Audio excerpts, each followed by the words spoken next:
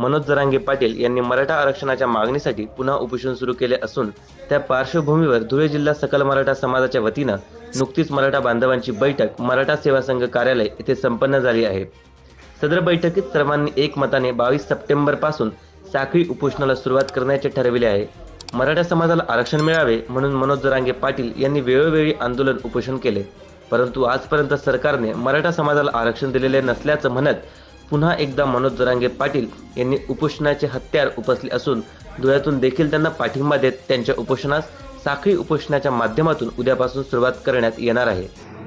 सन्माननीय मनोजदादा जरांगे पाटलांनी 17 तारखेपासून रात्री 12 वाजेपासून उपोषण सुरू केलेले आहे। सरकार त्यांच्या मागण्यांकडे दुर्लक्ष करत आहे। मराठा समाजाच्या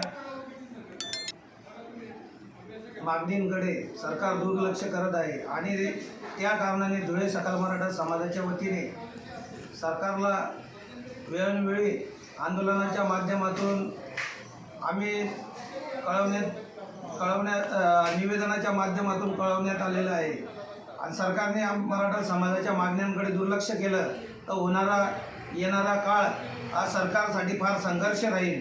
कारण जे बी सत्तेतले पक्ष आहेत त्यांनी आमच्या मागण्या मंजूर नाही केलं तर येणाऱ्या काळात मराठा समाज त्यांच्या पाठीशी उभा राहणार नाही आणि या गोष्टीची दखल सरकारने घ्यायला पाहिजे।